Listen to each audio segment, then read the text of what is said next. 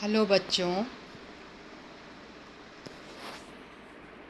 My name is doctor Neeta Mathur and I will be teaching you English literature. Welcome to your new class, which is your BA Part 1, the first year of college.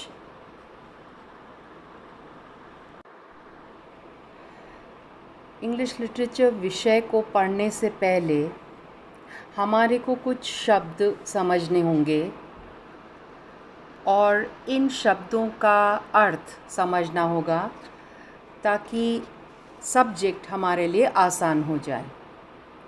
Before studying the topics prescribe for you in English literature, we have to study and understand some words, some terms which will make the subject easy for you.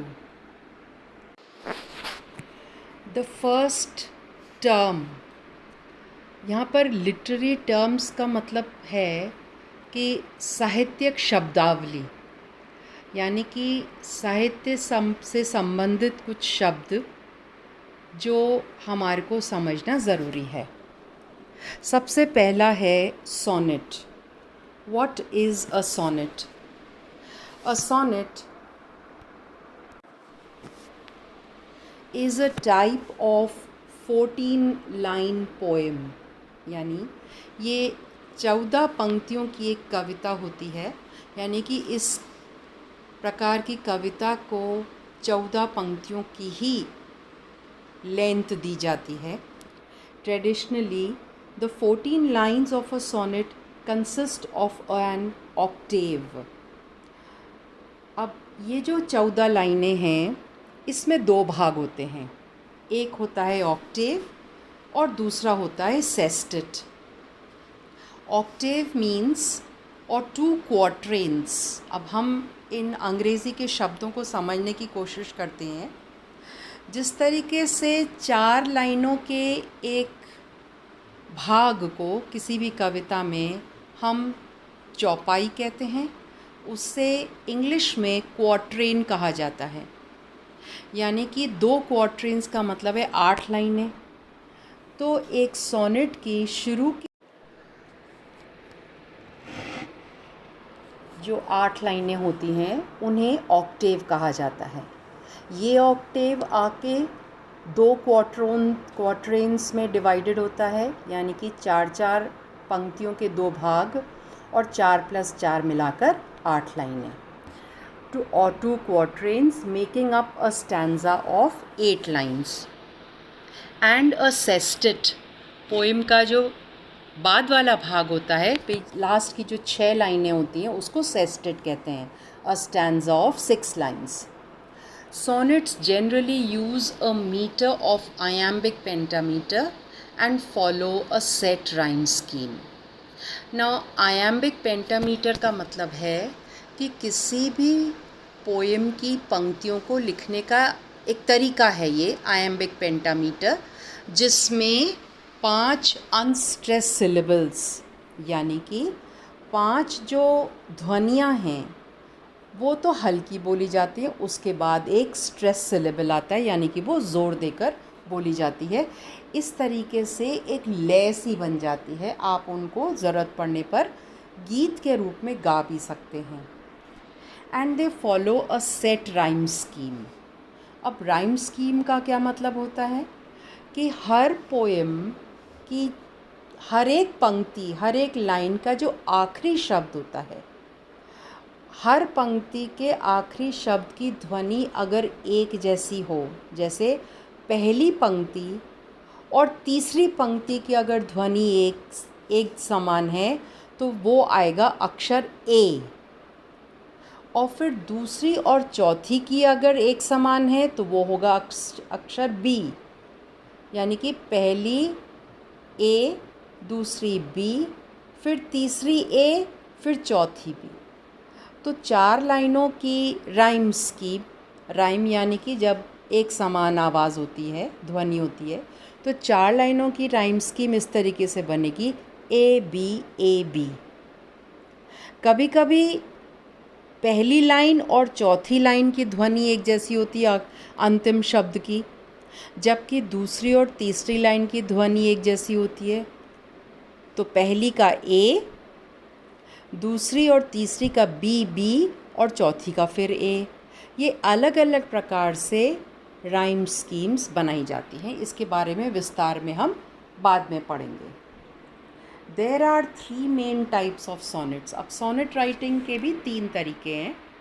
First is Italian sonnet. Italian ये जो शब्द है ये Italy, एक Europe में छोटा सा देश है, वहाँ से बना है, वहाँ से निकला है। The Italian sonnet also referred to as a Petrarchan sonnet consists of 14 lines broken down into 2 parts, the octave and the sestet. इसका मतलब ये है, पहले तो हम ये जो पेट्रार्किन शब्द है इसको समझने की कोशिश करें। पुराने ज़माने के एक कवि हुए थे, इटली के रहने वाले थे, जिनका नाम था पेट्रार्क, और इस कवि ने ही सबसे पहले सोनेट राइटिंग को क्रिएट किया, यानी कि इस प्रकार की पोएम को लिखने का तरीका पेट्रार्क ने दिया था। इसलिए उनके नाम से एक तरीका जो सोनेट राइटिंग का है, पुराना तरीका, उसको पेट्रार्कन सोनेट कहते हैं। पेट्रार्कन सोनेट के 2 भाग होते हैं। The 14 lines are broken down into 2 parts. उसको 2 भाग में विभाजित किया जा सकता है। पहला ऑक्टेव हमने ऊपर पढ़ा था, एंड दूसरा है the sestet. Usually the octave follows the rhyme scheme of A B B A B B A. मैंने आपको बताया था अभी कि अगर पहली और चौथी लाइन की ध्वनि एक है तो दोनों के लिए ए लगेगा, और अगर दूसरी और तीसरी की ध्वनि समान है तो वो अगली साउंड हो जाएगी, यानी कि बी। तो वो राइम स्कीम होती है उसकी A B B A B B A. ये तो हुआ ऑक्टेव के बारे में। The sestet typically follows either the C D E और C D C D rhyme scheme. Sestet 2 प्रकार से राइम स्कीम फॉलो करता है, या तो 9, 10 और 11वीं लाइन, तीनों लाइनों की अलग अलग ध्वनि होती है अंतिम शब्द की। तो 9वीं लाइन में सी, लाइन 10 में डी, फिर लाइन 11 में ई, और फिर से लाइन 12 में सी, 13 में डी एंड 14 में ई। एक तरीका ये है। दूसरा तरीका ये है सी डी सी, यानी कि ये 2 अलग अलग तरीके हैं सेस्टेट में। But at times the sestet rhyme scheme could vary among Italian sonnets. लेकिन कई बार इटालियन सॉनेट्स में सेस्टेट में, यानी कि अंतिम 6 लाइन्स की राइम स्कीम बदल सकती है, वैरी यानी कि डिफरेंट हो सकती है। An example of the Italian sonnet would be John Keats on the grasshopper and cricket. John Keats एक बहुत फेमस पोइट हुए हैं इंग्लिश के, अंग्रेज़ थे वो। उन्होंने एक सोनेट लिखी है on the grasshopper and cricket. Grass hopper जिसको हम वो हिंदी में वो एक हरे रंग का कीड़ा होता है ना, जो उछल उछल के फुदक के चलता है, उसको ग्रास हॉपर कहते हैं। शायद हिंदी में हम उसको राम जी का घोड़ा भी कहते हैं। एंड क्रिकेट यानी कि वो भूरे रंग का होता है, वो भी फुदक के उड़ता है, जो कई बार बारिश के दिनों में बहुत दिखाई देते हैं बिजली के खंभों के पास, वो क्रिकेट कहलाता है। और बहुत अजीब सी तीखी सी आवाज़ निकालता है वो। तो उन्होंने एक पूरी पोएम जॉन कीट्स ने इन 2 कीट पतंगों पे लिख दी है। This sonnet is comprised of 14 lines. The octave follows the ABBA rhyme scheme and the sestet follows the CDE। ये केवल एक उदाहरण है कि जॉन कीट्स की इस पोएम के बारे में बताया जा रहा है। एन एग्जाम्पल मीन्स एक उदाहरण है। जो दूसरा टाइप ऑफ सोनेट राइटिंग है वो है the Shakespearean sonnet. The Shakespearean sonnet, also referred to as the English sonnet, consists of 14 lines that are divided into 3 quatrains and an ending couplet. अब यहाँ पर हमें ये समझना है कि शेक्सपियर एक बहुत प्रसिद्ध इंग्लिश कवि रहे हैं. उन्होंने भी सोनेट राइटिंग को अपनाया. ही ऑल्सो अडॉप्टेड या फॉलोड द सोनेट राइटिंग, लेकिन उन्होंने सोनेट राइटिंग में कुछ बदलाव किए. जो ट्रेडिशनल तरीका था, इटालियन सोनेट में हमने पढ़ा, उसकी राइम स्कीम तो ABBA होती थी. बिल्कुल क्लियर कट, लाइन 8 पे बात ख़त्म हो रही है, लाइन 9 पे नई बात शुरू हो रही है. लेकिन शेक्सपियर ने बदलाव किए और उनकी पोएम में पहले 3 चौपाइयाँ थीं, यानी कि 4 पंक्तियों के 3 स्टैंजास. तो 4 × 3 का मतलब 12 लाइन्स तो ये हो गई, 12 लाइनें तो ये हो गई.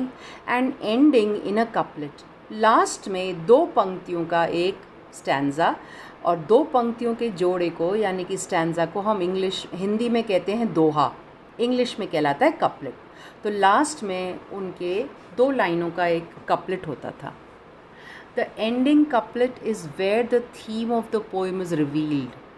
शेक्सपियर के सोनेट्स में ये जो लास्ट 2 लाइन्स होती हैं, ये सबसे इम्पॉर्टेंट थी, क्योंकि इन 2 लाइनों में ही पोएम का जो सार है वो दर्शाया जाता था. The Shakespearean sonnet follows the ABAB CD EFEF GG rhyme scheme. उनका बड़ा सिंपल तरीका था पोएम या सोनेट लिखने का. An example of Shakespearean sonnet would be Sonnet 18 by William Shakespeare. आपको मैं बता दूं कि हमारे लिए कोर्स में विलियम शेक्सपियर के 2 सॉनेट्स प्रिस्क्राइब्ड हैं, जिनको हम विस्तार में पढ़ेंगे, और तब आपको Shakespearean type of style of sonnet writing और अच्छे से समझ में आ जाएगा. इन दिस सोनेट, यानी कि सोनेट 18 जिसका उदाहरण हमने लिया है, Shakespeare explores how beauty of a person can be preserve through poetry. यानी कि इस पोइम के माध्यम से वो ये कह रहे हैं कि कैसे एक व्यक्ति की खूबसूरती को कविता के ज़रिए हम हमेशा जीवंत रख सकते हैं.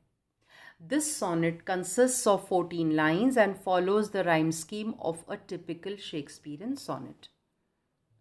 उसके बाद जो तीसरा है वो है Spenserian sonnet.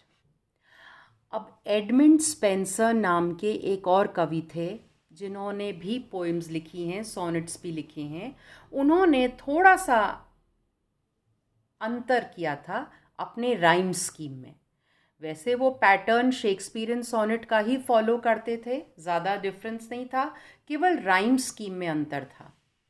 The Spenserian sonnet is like the Shakespearean one because it also includes 3 quatrains and an ending couplet. Shakespearean sonnet की तरह इसमें भी 3 चौपाइयाँ हैं and last में एक दोहा है. However, the Spenserian sonnet follows the rhyme scheme. अब Shakespearean sonnet और स्पेंसरियन सोनेट में अंतर कहाँ है? राइम स्कीम में है. स्पेंसर, एडमंड स्पेंसर जो राइम स्कीम देते थे वो था ABAB, फिर B की ही साउंड आगे बढ़ रही है BCBC, फिर C की आवाज़ ही तीसरी चौपाई में बढ़ रही है CD, ये तरीका था उनका, और फिर लास्ट में EE. थोड़ा सा अंतर था शेक्सपियरियन एंड स्पेंसरियन सोनेट में. N example of the sonnet would be from Amoretti by Edmund Spenser. In this sonnet, Spenser writes about the power of beautiful women. हमारे लिए स्पेंसर की एक पोएम प्रिस्क्राइब्ड है जो हमारी पहली पोएम होगी, हम वो सबसे पहले पढ़ेंगे, तब आपको स्पेंसेरियन सोनेट का और विस्तार में समझ में आ जाएगा. It includes 14 lines and follows the ABAB BCBC CD EE rhyme scheme. तो ये तो 3 अलग अलग प्रकार की राइम स्कीम्स हुई. अब फंक्शंस ऑफ अ सोनेट, कि सोनेट करता क्या है, उसका काम क्या है. While today's modern poets do not commonly write sonnets, they do serve an important purpose. आजकल सोनेट राइटिंग नहीं के बराबर करी जाती है, बट सोनेट्स एक इम्पॉर्टेंट पर्पस फुलफिल करते हैं। Sonnets allow the poet to delve deeper in order to examine an emotion or idea in a short structured poem. Sonnets के माध्यम से किसी इमोशन यानी कि भाव, आइडिया यानी कि विचार को गहराई से समझने का एक तरीका है। लेकिन गहराई से समझना है, लेकिन पंक्तियाँ केवल 14 ही रहेंगी। For the readers, the structure allows the poems to be more easily interpreted because many times the poem explores the idea or emotion in the beginning and often ends with the thematic message. यानी कि जहाँ तक reader का सवाल है, वो इस structured poem के माध्यम से पोएम को समझने की कोशिश करता है एंड लास्ट में हम ये देखते हैं कि इसकी थीम क्या है, ये हमको समझ में आती है, यानी कि पोएम का सार भी हमें बताया जाता है। तो ये हुआ सोनेट के बारे में। आज के लिए इतना ही। अगली लिटरेरी टर्म हम आगे पढ़ेंगे। Thank you.